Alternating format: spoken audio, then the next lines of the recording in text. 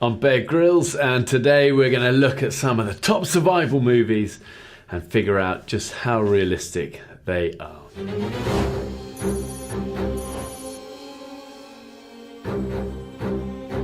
So in this clip from The Revenant, Leo survives by gutting a dead horse and sleeping inside it. This brings back good memories. But the thing is, it totally works. I mean, I've done that in the Sahara with a camel. This Berber tribesman said to me, he said that he'd once survived a sandstorm by sheltering inside the carcass of a dead camel. So we had this camel that had died, and I said, this is a perfect chance to show that you can do this. And the crew kind of looked at me like, really? But I gutted it and got inside it and took the skin off as well and used that as like a blanket. And I wake me up, and I was on Lariam at the time, which is anti-malarial, which gives you pretty weird dreams. I had a dream that the camel had come back to life, and I was like, then I woke up inside this thing and I was like really freaked out. But hey, look, good for him. You know, survival is all about doing the unimaginable and the difficult. Number one priority in the wild is always protection, whether that's from, you know, wild animals or from the weather in this case. And him getting inside that got him out of the cold, got him out of the wind, and saved his life. So doing the unimaginable, doing the difficult, and number one priority, protection. Good for Leo. So this is Castaway Tom Hanks surviving by doing the difficult thing with no experience and very little equipment of trying to light a fire.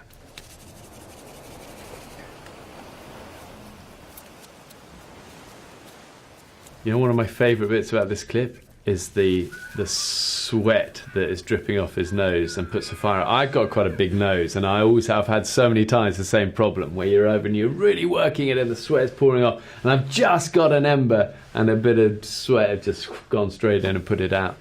But hey, listen, making fire is hard with nothing, and it's about one thing: persistence. And you know, you always see it on TV and it takes 30 seconds, but in reality I've spent over 12 hours before trying to make a fire. And it's especially hard on your own because, you know, essentially you're trying to create heat through friction, and doing that alone is really hard. But this was an iconic clip, and as I said, I know this one so well, and it was filmed really well, accurate, and once you have it going, it changed everything for him. You know, protection from wildlife, and for signalling, and for warmth, and for boiling water, and for making tools and everything. And the fire is the heart of it all. So well done, Tom. So this clip is from one of my favourite films. Listen, Point Break, when Utah jumps out of the plane with no parachute and eventually catches up with Bodhi, and you know the rest. Here you go. I mean, listen, guys, this is legendary. These are iconic moments, you know. And the thing is, sometimes you got to suspend a little bit of realism. But he's getting low.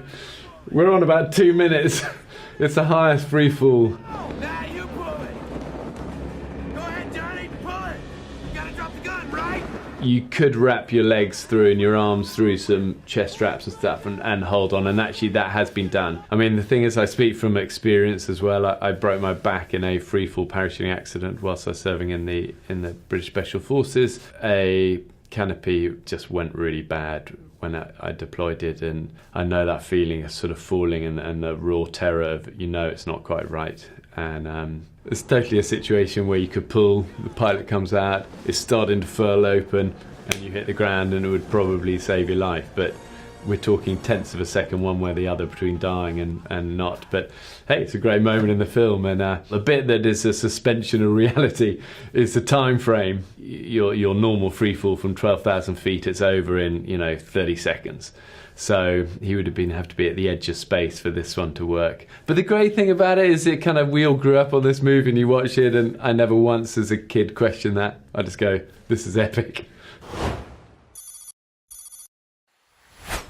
So this clip is from the film Everest, when Rob Hall is up there in horrific conditions and is dying on the mountain.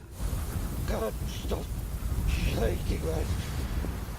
I not only know this scene from this film well, I know that situation well, and I was on Everest a couple of years after Rob died up there. I actually saw Rob up there. you know, when we climbed it, pretty well, perfectly preserved.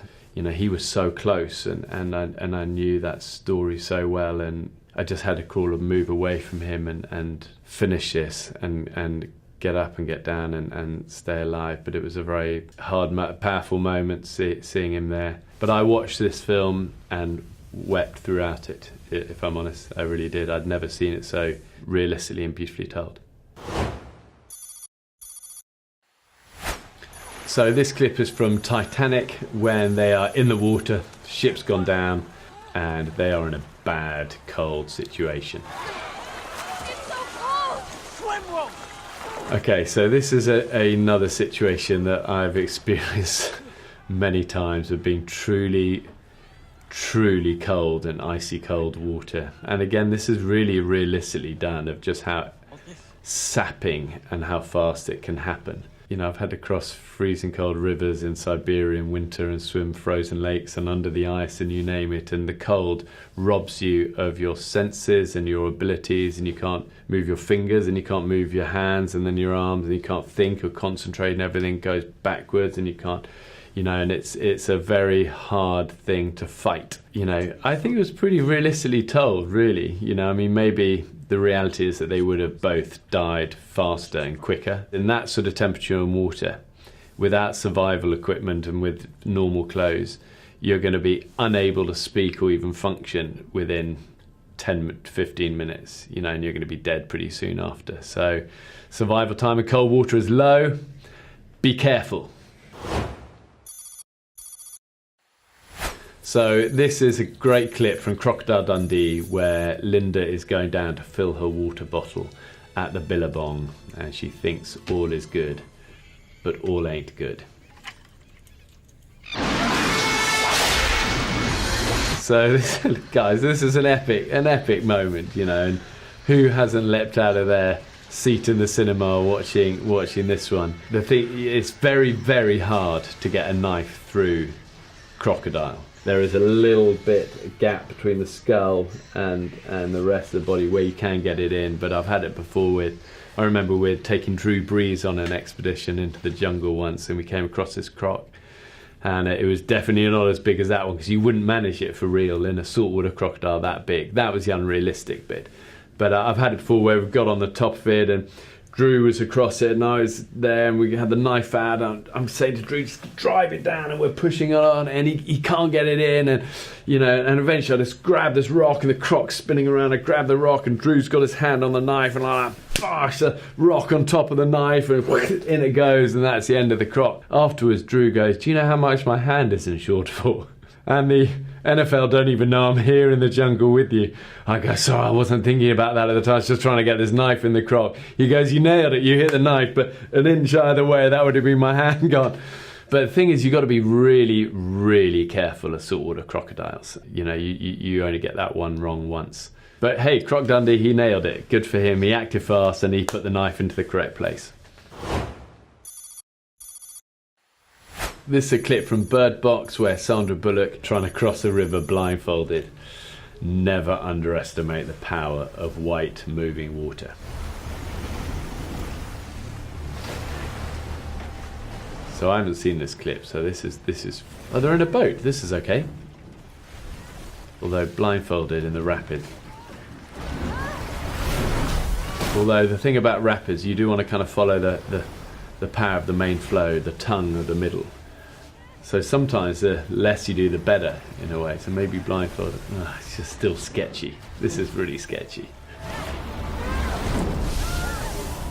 Well, that was predictable, wasn't it? You know, listen, do not get into... First of all, do not get into whitewater rapids that big without the right equipment, without the right training experience, and with no backup. A boat like that's a disaster for a starter. That's even before you're blindfolded. So that, to me, was a recipe for disaster, truly. And I think the truth is Sandra Bullock would be toast. So in this clip, Michael from The Office attempts to survive in the wild with nothing but a knife, some duct tape, and his sense of humour. In case I need to fashion a shelter or make some sort of water vessel. Do you know what? I bet he had a laugh filming this, don't you? Well, if you take a look at this, I tented my pants. I tented my pants. I got to use that line. Pants tent. Shelter. And this little guy may be Dunder Mifflin paper someday. Well, first of all, he's thinking like a survivor. He's being resourceful. He's already thinking about the tree's going to end up as paper. His pants are his shelter. He's got a big smile on his face. He's got bags of positivity. Those are key traits in a survivor. Although how good that shelter was, we didn't get the wide shot of that, did we? I think there might be a little bit of, you know, shelter's got to protect you from wind, rain, storms. Michael's pants. But for spirit, ingenuity, and positivity, full marks.